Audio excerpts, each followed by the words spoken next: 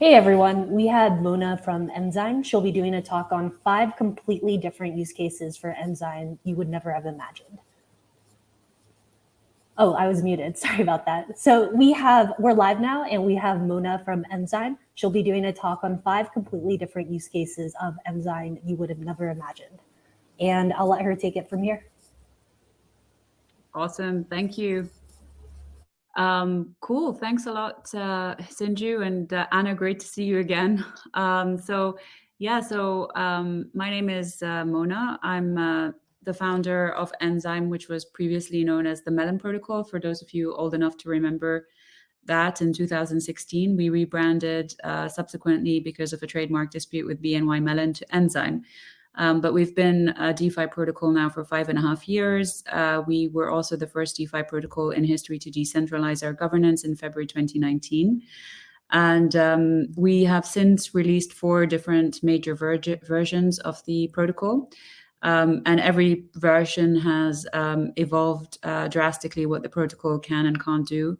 It's also evolved the flexibility, composability, and customizability of the protocol. So today I want to focus on, I'll do a quick introduction. I will give a quick recap of Enzyme as it stands as of V4, which was released in February. And then I want to kind of try and show that flexibility, composability, and customizability by illustrating 5 completely different use cases that you might have never imagined being built on Enzyme. So just a quick, before we begin, who are we? Since decentralizing the protocol, we still have a seat on the DAO. But several months after decentralizing the protocol, I set up a new company called Avantgarde Finance, which is part of the Avantgarde Group. And we basically have 2 core businesses we focus on. One is development, and through the development arm, we applied to the DAO to become the lead developer or the core developer of Enzyme. And that's a position that we still hold today. We still do a lot of the core development. And then the second part of our business is much newer. We're branching out into asset management services for DeFi, but we won't focus on that today. So for those of you who are new to Enzyme, I just want to talk a little bit about Enzyme as of V4 before we go into the use cases, and just kind of what it is overall as an architecture. We used to refer to Enzyme as it was the first decentralized asset management protocol. But as V2, V3, V4 have evolved, we now think of it more as a DeFi operating system because it's so flexible and because it enables you to do so many different things. And basically, if you look at this diagram, any wallet or multi-sig, Gnosis Safe or contract governance contract can create a vault. And a vault can be used for multiple things. It can be customized. It can be a fund. It can be a treasury account. It can be your own personal account. We're going to look at the use cases later. But through our interface, which talks to our smart contracts, you can basically give your vault a name, a token symbol. You can choose a denomination asset. If you're launching a public vault or a hybrid vault, which might involve external investors, you might want to choose from a selection of fees that you can embed into the contract. So we give a choice of management fees, performance fees, entrance, exit fees, and you can also specify which address those fees go to, and you can also split those fees across different addresses if there is a need to. So you get to customize the fees. You also get to customize rules around deposits. So some vaults might enable anyone to invest or deposit into the vault and redeem at any time. Others might just be for your single use case. And so you might want to whitelist just your address. And then a hybrid vault might just be sort of a whitelist that you choose to have. And you specify that through our interface. So you can also place rules around minimum, maximum deposit sizes, and any other kind of rules around deposits in through the interface. A newer feature from V4 is also being able to determine whether your shares, the vault shares, are going to be transferable or not. prior to V4, they were all non-transferable, but now you can actually specify whether you want them to be transferable or not. And if they are transferable, you can actually go as far as to specify if they're transferable to anyone, or if you want to disallow certain addresses being transferable to, or if you want to only allow transferability to certain addresses. So it really goes quite far in terms of how customizable it is. And then you then get passed on to a next step where you get to place rules around redemptions. So things like lockup periods, whether you want redemptions in kind. Again, before V4, we only allowed redemption as a slice of the portfolio. But since V4, we now also allow the manager to specify or allow redemptions in single currencies, single tokens.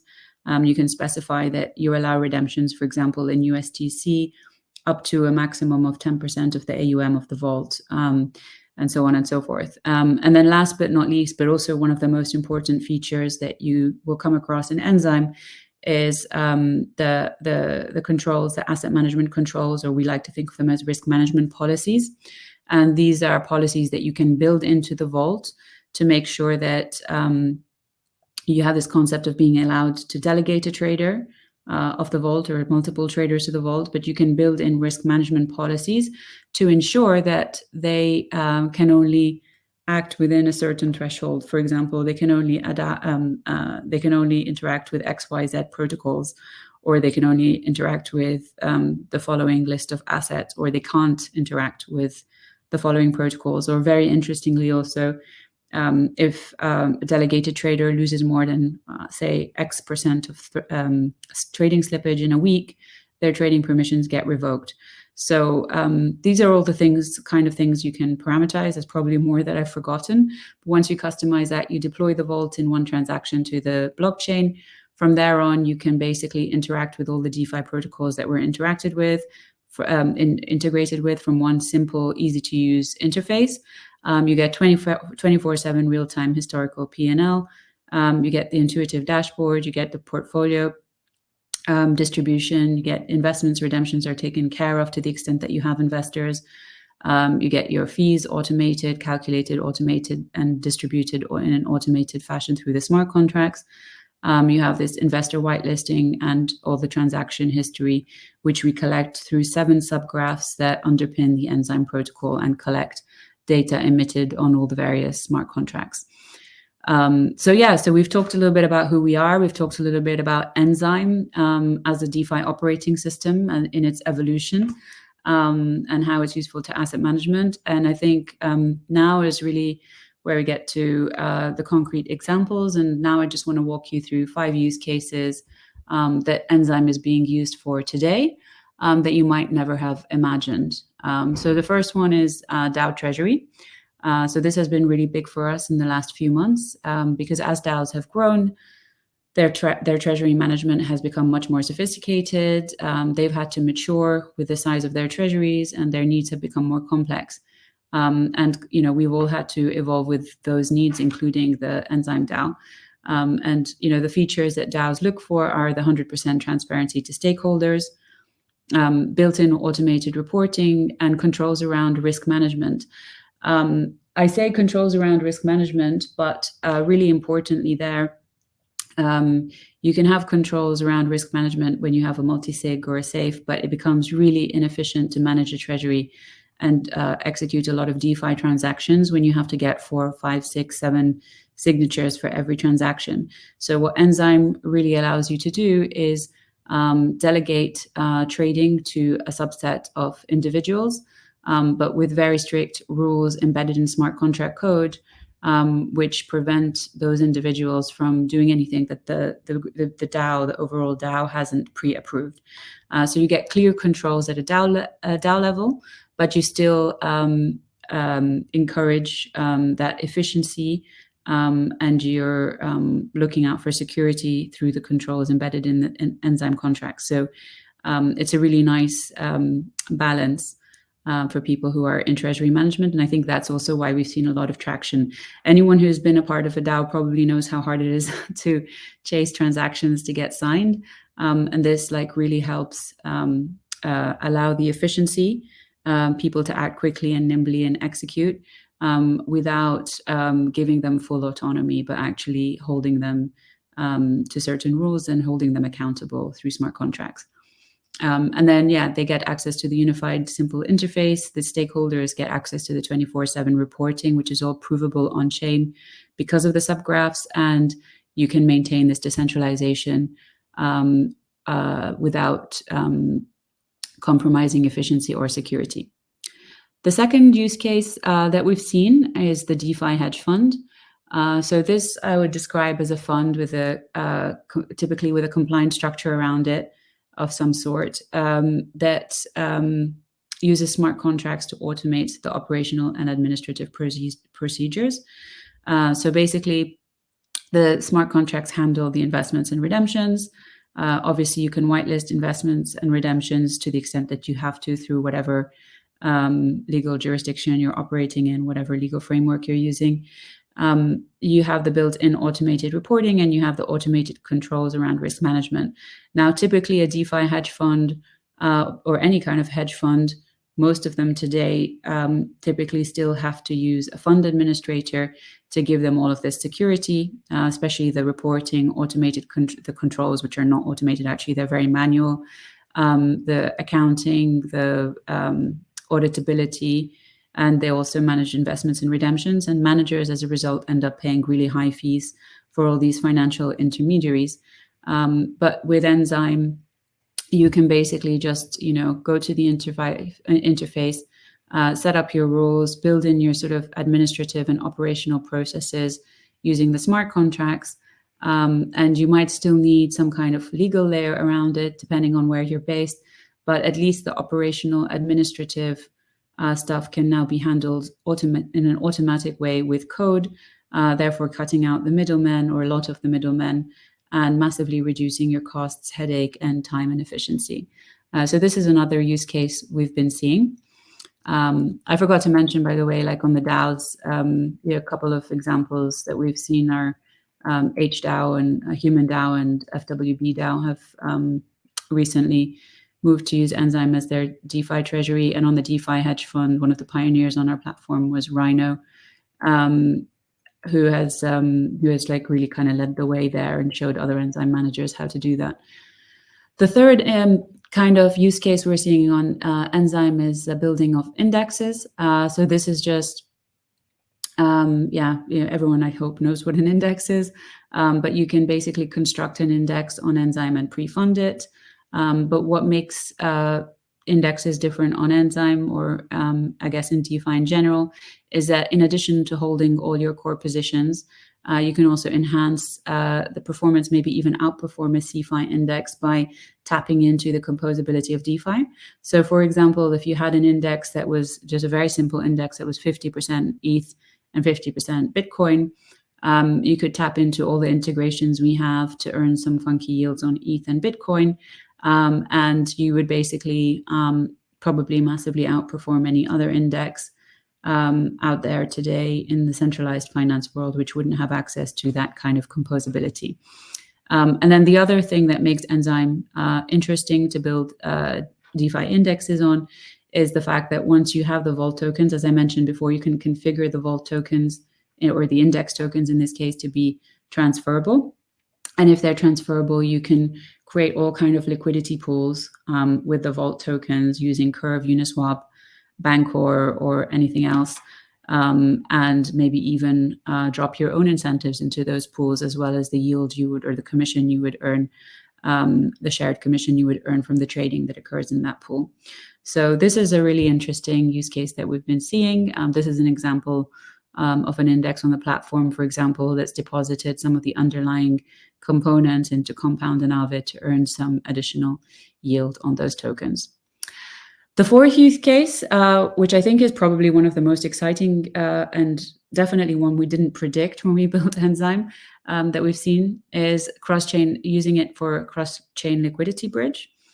So this is a project that we collaborated with together with Celsius X and Chainlink. Celsius X is the DeFi arm to Celsius. And many of you might have seen the announcement a few months ago that they were building a cross-chain liquidity bridge which would enable them to issue wrapped tokens of various assets on other chains. So like wrapped ADA on Polygon, or wrapped Dogecoin on some other chain. And the role that the Enzyme vaults played here, and actually still plays, although the AUM has reduced quite dramatically, that they're still going on the Celsius X product. But the Enzyme vaults, the way it works is that Celsius will receive deposits in an underlying asset, let's call it ETH. They'll deposit that ETH into the Enzyme vault, which provides full transparency to the wrapped holders on other chain about the one-to-one backing. And then Chainlink forms part of this collaboration because they built the Proof of Reserve Oracle, which publishes proofs on various chains that Celsius X are operating on, to make sure that the reserves in the Enzyme vault are proven and published on Polygon, for example. And then to the extent that the reserves are available, Celsius X is able to issue or mint wrapped tokens as long as the reserve is sufficient. And then once they mint those tokens, the reserve in the Enzyme vault is locked and therefore no longer redeemable. And similarly, when people burn those tokens or unwrap those tokens, the reserve is then released on Enzyme. So this is like a really interesting use case that we absolutely never saw coming, but we think it's like really fascinating. They've built the vault, they had built the vault on CX ETH, CX ADA, CX Doge, and that's the wrapped. You can see the wrapped equivalents on Polygon.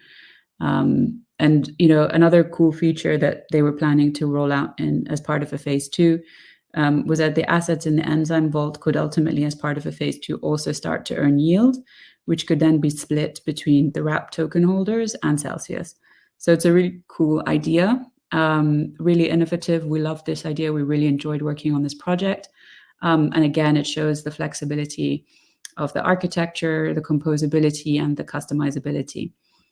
And last but not least is this ability to just earn yield on idle protocol assets. So Unslash Finance was like the first to do this. They are, most of you probably know Unslash. They're an insurance protocol, decentralized insurance protocol, which anyone can contribute to the capital pool of Unslash to basically underwrite insurance. The main source of revenue has always been obviously selling premiums, selling insurance premiums. But what Unslash did in an interesting move was I think they were the first insurance player to do this, was to take the collateral that they had and then start to earn yield on that. But rather than build an asset management infrastructure as well as an insurance infrastructure, they decided to just build a bridge to Enzyme, which enabled their collateral vault to deposit into the Enzyme vault. This enabled their assets to be held and managed in an Enzyme vault in a completely trustless and transparent way to their stakeholders, and also enabled them to boost the yield in addition to the insurance premiums and the mining rewards they were offering to their user base. So you get the complete transparency, controls on risk management, and they completely outsourced the development on the asset management side. Actually, this is the case for all 5 use cases. Building and maintaining an asset management infrastructure is really hard, especially the maintenance and security aspect, and keeping it decentralized, especially when it's decentralized. And I think the benefit, for a lot of these cases is that you can just outsource that infrastructure to a third party who focuses on it full time, and just focus on building your product or your use case, rather than having to also think about how to build and maintain a secure asset management protocol. So that's it. That's basically what I was going to talk about today. If this talk has inspired you at all with any ideas, if any of you have ideas or things you're building in asset management and you're wondering if Enzyme might be suitable for that, we do have a white label product we're rolling out in the next, it's in beta now, but we're rolling it out very soon. But feel free to drop us an email or follow us on social media. Thanks, Mona. This was a wonderful talk. We're going to transition to our next session now. Thanks.